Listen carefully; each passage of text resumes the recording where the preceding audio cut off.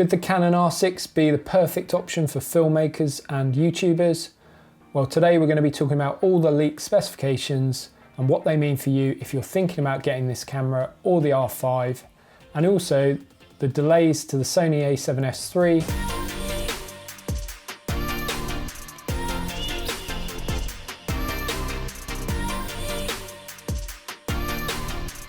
Hi, I'm Andy and this is Camera Cravings. If you're new here, consider subscribing and hit that bell for notifications of new videos when they come out. All of the stuff I'm going to be talking about today will be linked in the description down below, including the gear that we're talking about and the stuff I film on.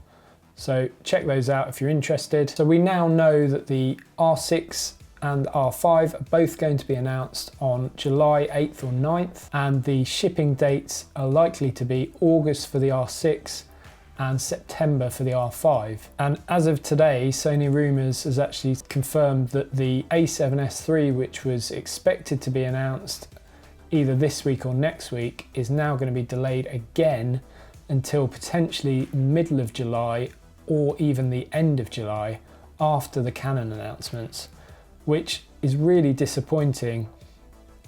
And I'm going to be doing a separate video on both the R5 and the A7S3. But today I just want to concentrate on the R6 because I think that is shaping up to be a really interesting camera and one that could be a great option for a lot of you out there. Usually I don't do rumour videos on this channel, but I've been waiting so long for the Sony A7S3 that I thought I'd do a few videos like this and see what you guys think about what you're planning to do, whether some of you out there are in a similar boat to me, Sony shooters who are a bit fed up, or if there's people out there who are shooting on Canon on the existing Canon R and Canon RP and looking forward to these cameras. So do let me know down in the comments below whether you're a Canon shooter, Sony shooter, or a different system altogether, and what your thoughts are about the upcoming camera releases, what you're thinking of buying if you're in the market for a new camera. I'd be really interested to know. So thanks to Canon Rumours, we now have quite a bit of information about the specifications of the upcoming R6, and that's both for photo and video. And it seems like it's going to be more kind of geared towards the video shooter, but with the hybrid shooter in mind also.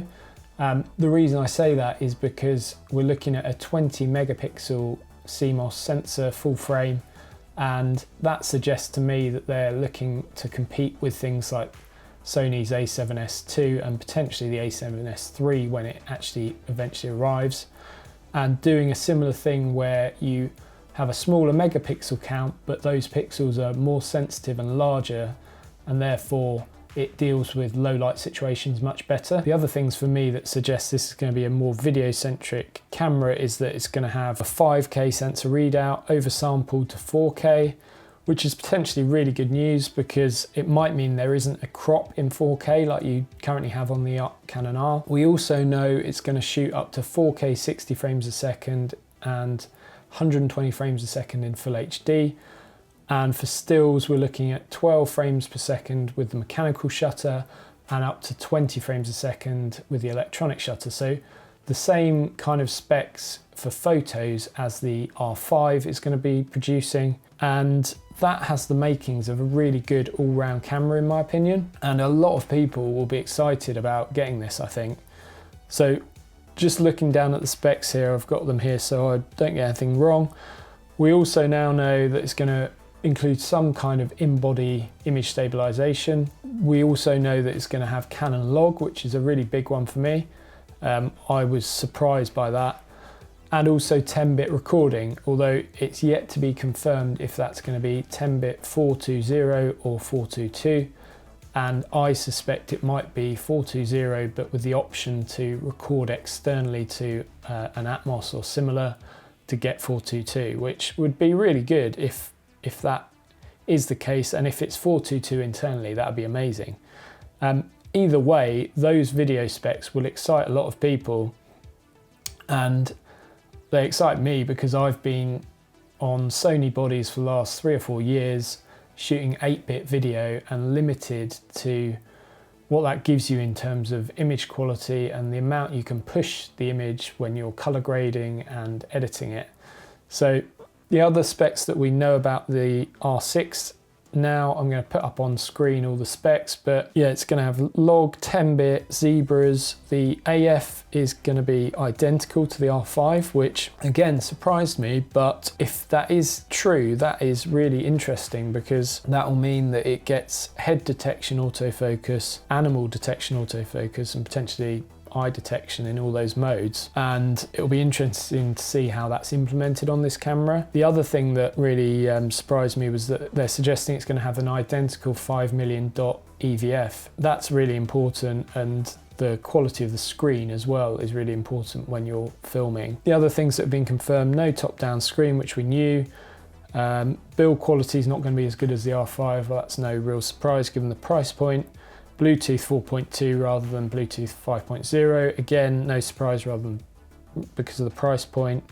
And that price point is going to potentially be under $2,500 or £2,500, hopefully, compared to the R5, which I think is probably going to be more like 4,000 or just under. So it's quite a bit cheaper, and you're losing a few functions, but to be honest, you're still getting a very capable camera potentially. It's going to use the same batteries as the R5, which is going to be great if this is going to be a second body for some people who will buy the R5 as their primary body. So what does this all tell us about where the R6 will sit in the lineup and who it's aimed at? I think, from my perspective, it seems like the R6 is going to be aimed at, as I said, hybrid shooters and a little bit more focused towards filmmakers and people who are doing video stuff. I think it will probably sit below the R5 but above the R in terms of the kind of feature set it has, and it seems like Canon is doing what Sony did when they kind of got to their second or third generations of cameras, whereby they're really finessing the quality of what they're bringing out. Sony had a lot of issues in the beginning. They resolved a lot of them by kind of incremental upgrades, and it feels like the R6 is going to be a kind of incremental but really important upgrade to the Canon EOS R. With the R5, obviously, all of those kind of hyped specs like the 8K 30 frames a second, the 4K 120 frames a second, all those are brilliant, but if you can't afford a camera that's 4,000 or more and you want something that's still going to give you a really high quality 4K image, this R6 looks like it could be the one for you. The things that I'm a little bit concerned about, and I'm interested to wait and see once we get the full information, or once we get the full announcement at the start of July, is whether that 4K will be cropped or crippled in any way. Similarly, whether you're going to be able to have audio recording in all the modes, and whether you're going to be able to have all the autofocus system working in all of the modes, or if you're going to be limited on that front. As I said, whether it will shoot 10-bit 422, whether it will be in H.265 or H.264. I would hope H.265 will be an option. Yeah, what other kind of bit rates you're going to be able to film up to, if there's any limitation on the Canon log, or if it's just the same as the other cameras, and then whether it's really that great in low light or not, because I think that's important to a lot of people as well.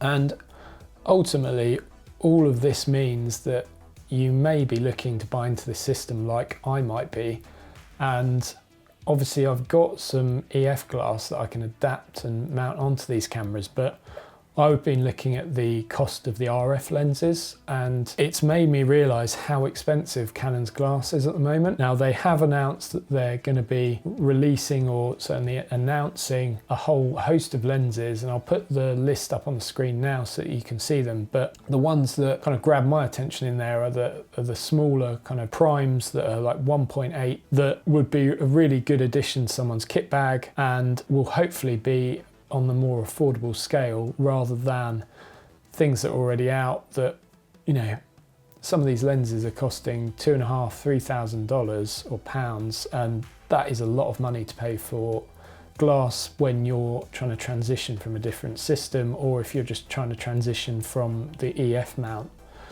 I'm gonna put together a video where I kind of cost up how much it would cost to go from Sony over to Canon, because I think that's a really interesting kind of experiment. And yeah, as I say, I want to be using a Canon R in the near future, probably going to hire one next week to try out from hireacamera.com, and hopefully they'll be able to hook me up with something and maybe get the adapter so I can try this lens on it, because this is a great EF lens.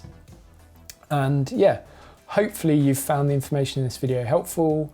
Let me know whether you're in the market for a new camera, and if you are, what you're thinking of buying, whether it's the R6, the R5, the R, once it probably gets cheaper as a result of these new cameras, or if you're looking at the Sony system and the A7S3 or whatever they're about to announce.